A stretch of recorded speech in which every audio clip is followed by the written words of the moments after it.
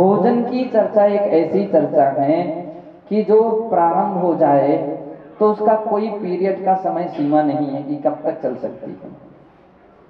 भोजन की कथा एक ऐसी, एक बार शुरू हो जाए तो वह तो फिर एक जैसे लोग मिल जाएंगे तो बहुत देर तक चल सकती है। इसलिए आचार्य महाराज कहते हैं कि क्या रसनांद्री के विषय में आपको उपयोग लगाना है, अशुभ उपयोग है। ये नहीं मिला, वो मिला, इतना मिला, उतना मिला, केवल अशुभ उपयोग है। आप तत्व चिंतन में लगाए हैं, उसी विषय को तत्व चिंतन में बदल सकते हैं। घ्राण इंद्री का विषय है, चक्षु इंद्री का विषय है, कर्ण इंद्री का विषय है। पूज्य आचार्य महाराज कह रहे हैं इनमें लगा हुआ उपयोग, इनमें लगा हुआ व्यक्ति का ध्यान, मन, ये सब अशुभ है। और ये अशुभ मन, अशुभ वचन, अशुभ काय रूप चेष्टा, ये सभी की सभी नियम से बंध का हेतु है। ऐसा हवदि समासेन नित्यो।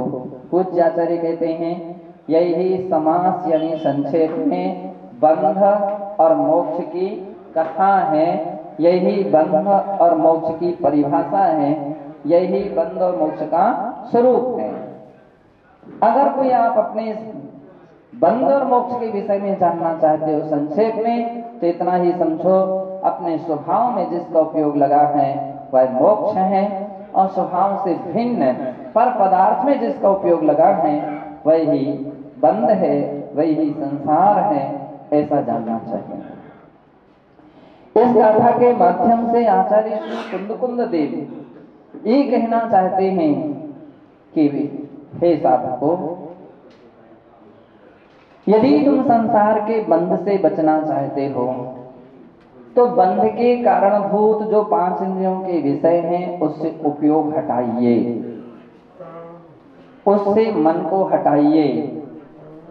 और यदि आप मोक्ष चाहते हो तो मोक्ष के साधनभूत जो सामग्रियां हैं, आत्मा का स्वभाव, आत्मा के स्वभाव का ज्ञान कराने वाला शास्त्र, जिनवाणी, उसका उपदेश देने वाले तत्व उपदेश करता है, आचार्यों का उपदेश, ये सब हमारे लिए मोक्ष की ओर ले जाने वाले हैं, मोक्ष की वृद्धि कराने वाले हैं। इसलिए इसमें उपयोग लगाइए, यही मोक्ष है, समझ लीजिए। ऐसी दिशा में लगे हुए अब देखो 2 किस्म के लोग हैं। एक वे हैं साधक जो समूह में से स्वाध्याय के में से उठ करके बाहर चर्चा के लिए बैठ जाए, और कोई पूछे संसार का स्वरूप क्या है तो बतला दीजिए संसार का स्वरूप है।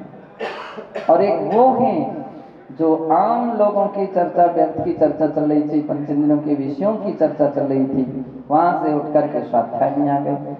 मोक्ष का स्वरूप क्या है, बोलिए मोक्ष का स्वरूप यह मोक्ष है और वो संसार है। इसमें उपयोग लग गया, समझ लीजिए मोक्ष में उपयोग लगा हुआ है, और यहां से हट करके अन्य संसार के कार्यों में उपयोग लग गया, समझ लीजिए वो संसार है, वो बंध है। यह संक्षेप से जानना चाहिए, ऐसा कुंद देव कहते हैं। और इसी बात के लिए वे 24वीं गाथा में कहते हैं जम गुण दिभाव यादा कथा को होदितस्य भावस्य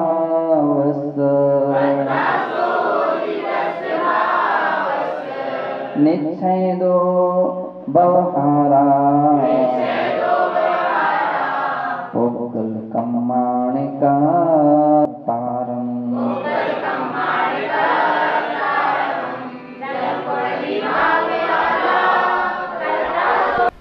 जो भिन्न द्रव्य की प्रधानता से कथन करता है, पर द्रव्य की प्रधानता से कथन करता है, तो व्यवहार है।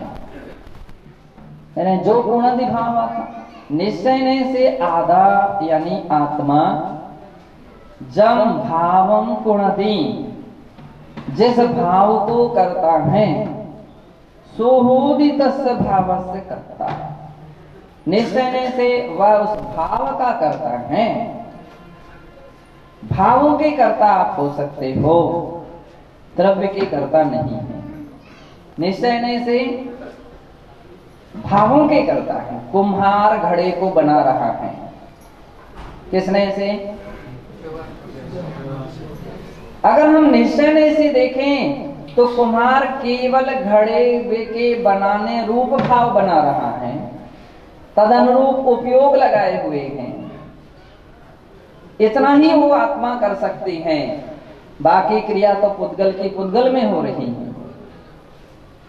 चित्रकार चित्र को बनाता है, निश्चय से वास्तविकता में देखा जाए तो चित्रकार जो चित्रकारी कर रहा है, उस चित्र को बनाने के उसके केवल भाव उसके अंदर में आ रहे हैं। परिणामों का करता उस समय वो है। कृषक खेती कर रहा है, उस समय खेती रूप जो उसके भाव हैं, उस भावों का वो करता है। सुनार, स्वर्णकार, सराफ, वो क्या कर रहा है? वो कोई सोने का आभूषण बना रहा है। उस आभूषण का जो भाव है उसके अंदर में, उस भावों का करता है वो, द्रव्य का करता नहीं है। क्यों? निश्चय नहीं की प्रधानता से कथन है। तो निश्चय नहीं से जीव केवल अपने भावों का करता है, अपने परिणामों का करता है, चाहे शुभ भाव हो चाहे अशुभ भाव हो, वो केवल भावों का करता है। और बभारा पुद्गल कम्माण कर्तारम, ऐसा नहीं कि पौद्गले कर्मों का आत्मा करता नहीं है। कभी कुछ लोग ऐसे भी रहे जिन्होंने ऐसी मान्यता जिनके अंदर में आ गई कि जो ऐसा कहता है कि कुम्हार घड़े का करता है, वो मिथ्या दृष्टि है। नहीं, अगर उसके साथ में व्यवहार शब्द जुड़ा है तो मिथ्या दृष्टि नहीं है, सम्यक दृष्टि है। व्यवहार से वह कुम्हार घड़े का करता है, गलत नहीं। व्यवहार से सुनार स्वर्णाभूषणों का करता है। व्यवहार से ताम्रकार तांबे के बर्तनों का करता है। व्यवहार से किसान खेती का करता है। व्यवहार से एक बाड़ी, क्या बोलते हैं उसको? कारपेट, कारपेंटर, और क्या है? और लकड़ी के जो पलंग आदि हैं उसका करता है।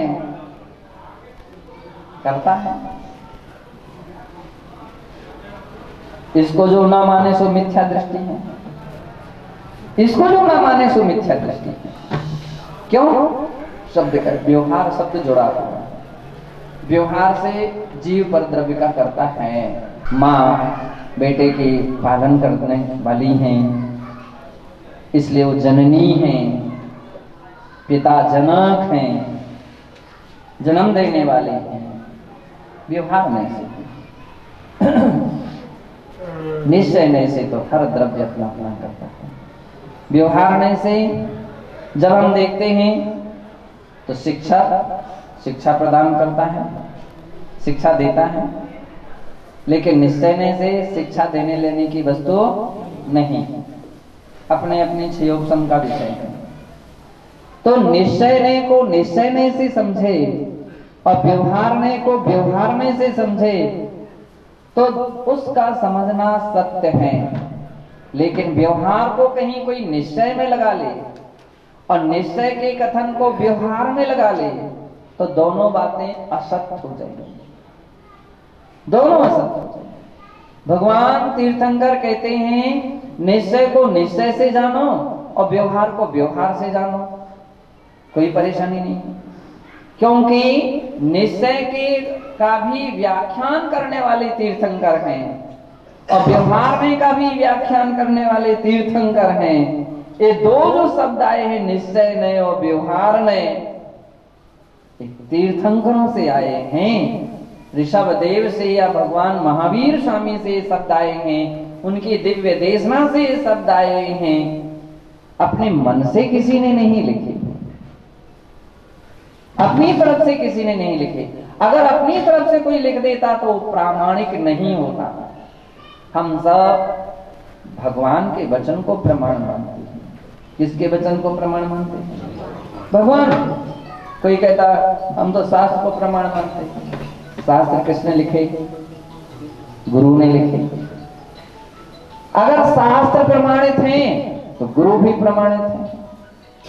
गुरु ने कैसे लिखे? भगवान की वाणी को सुनकर के लिखे हैं। तो गुरु प्रमाणित हैं तो भगवान की वाणी प्रमाणित है। तो सारा कथन जो है उसका सीधा कनेक्शन तीर्थंकर भगवान से है, इसलिए वो सब सत्य है। और आचार्यों ने तो यहां तक कहा जिन वचन ही सम्यक दर्शन है, वही सम्यक दर्शन है। उसकी श्रद्धा, उसके प्रति विश्वास, सबका सभी सम्यक दर्शन है। इसलिए हमारे लिए नए विवक्षा को भी समझना चाहिए। आलापद आप्तागम एक देवागम स्तोत्र है, आप्त मीमांसा, जिसमें आचार्य श्री देवसेन महाराज समंतभद्र स्वामी बहुत अच्छी बात लिखते हैं। वे लिखते हैं नहीं, वे आचार्य महाराज इस बात के लिए लिखते हैं कि तीर्थंकर का कहा हुआ वचन ही मैं कह रहा हूं। सूक्ष्म जनोदितम तत्वम हेतुर्भि नैव हन्यते आज्ञाग्राह्यम, हाँ, आज्ञा सिद्धम तदग्राह्यम नान्यथावादिनो जिनः। जिनेंद्र भगवान अन्यथावादी नहीं होते। इतना सूक्ष्म तत्व का व्याख्यान केवल जिनेंद्र के अलावा कोई नहीं कर सकता है। सोच लीजिए, वनस्पति के लिए जीव कहा, किसने कहा? डॉक्टर जगदीश चंद्र बसु ने। जगदीश चंद्र बसु ने सबसे पहले, भारतीय वैज्ञानिक थे और उन्होंने सबसे पहले स्वीकार किया कि वनस्पति भी जीव है। और इस बात के लिए उन्होंने घोषणा कर दी कि वनस्पति भी जीव है। और सारे विश्व वैज्ञानिकों के बीच में जब ये बात और उनका प्रैक्टिकल पहुंचा, सभी वैज्ञानिकों ने स्वीकार किया वनस्पति भी जीव है। इसके पहले तो विज्ञान स्वीकार ही नहीं कर रहा था कि वनस्पति जीव है। लेकिन जैन शास्त्र कह रहे थे वनस्पति भी जीव है। हजारों वर्ष पुराने समय से जैन दर्शन कहता है वनस्पति जीव है, वनस्पति जीव है। विज्ञान ने स्वीकार कर लिया, स्वीकार किया है। पहले विज्ञान इस बात के लिए स्वीकार नहीं करता था कि धर्म द्रव्य है कि नहीं, धर्म द्रव्य के लिए नहीं मानता था। ये कहां से लगा लिया आपने, धर्म द्रव्य। लेकिन जब जैन दर्शन की कारिका सामने आई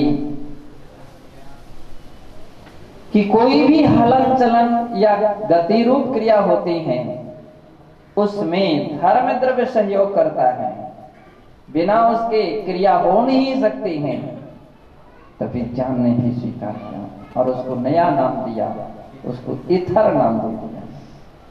इथर द्रव्य है, अदृश्य शक्ति है जो हलन चलन रूप क्रिया में सहयोगी होती है। स्वीकार किया उसने कि भी एक द्रव्य है और एक जैन दर्शन की कही हुई बात बिल्कुल सत्य है। जैन दर्शन कहता था एक बूंद अनछने पानी में कितने जीव होते हैं? नहीं, असंख्यात जीव होते हैं। ये जैन दर्शन की परिभाषा है। विज्ञान ने शोध खोज की और खोजने के बाद कहा कि वो उन्होंने विशेष यंत्रों के द्वारा, विशेष माइक्रोस्कोप के द्वारा शोधा, गिना तो 36,450 तक गिनती गिन ली। और अंत में जाकर के डॉक्टर सर्वोसवी ने इस बात को स्वीकार किया कि हाँ, मैं मान सकता हूँ कि इससे भी सूक्ष्म जीव हो सकते हैं और वो असंख्यात हो सकते हैं। जैन दर्शन की बात को एकदम सत्य है। कितने सारे ऐसे आविष्कार समय समय पर हो रहे हैं, नए नए आविष्कार हो रहे हैं जो केवल जैन दर्शन के आधार पर हो रहे हैं। ये बात अलग है कि विज्ञान किसी दर्शन धर्म का नाम इसलिए नहीं लेता है कि अन्यथा उसकी बात संकीर्णता में आ जाए, वो नया नाम दे देता है। तो कहने का अर्थ केवल इतना है कि जो तीर्थंकरों ने कहा है वो कभी असत्य नहीं हो सकता। नए विवक्षा प्रमाण का भी कथन तीर्थंकरों ने किया है और नयों का भी कथन तीर्थंकरों ने किया है। इसलिए प्रमाण भी प्रमाण हैं, प्रामाणित हैं, और नए भी प्रमाण के अंश हैं, इसलिए वो भी प्रामाणित हैं, सत्य हैं, असत्य नहीं है। ऐसी जो प्राणी के अंदर में श्रद्धा होती है तो वह प्राणी अपने जीव स्वरूप आत्मा की ओर उपयोग लगाता है और उस आत्मा स्वरूप की ओर उपयोग लगा करके अपने भावों को निर्मल से निर्मल बनाने का प्रयास करता है। अज्ञानी जीव केवल यही सोचे बैठा है, ये ऐसा क्यों, ऐसा क्यों। रोज रोज उसके मन में सबसे बड़ी तनाव खड़े हुए हैं। बतलाते हैं आज का व्यक्ति अपने दुख से उतना दुखी नहीं है, आज का व्यक्ति अपने दुख से उतना दुखी नहीं है जितना कि दूसरे के सुख से दुखी है। दूसरे के सुख से दुखी है। इसका कल महान मकान इतना बड़ा कैसे बन गया, इसके यहाँ गाड़ी कैसे आ गई, कार कैसे आ गई, ये क्या कैसे हो गया। उसका भाग्य की बात है, उसका पुण्य है, वो काम हो गया।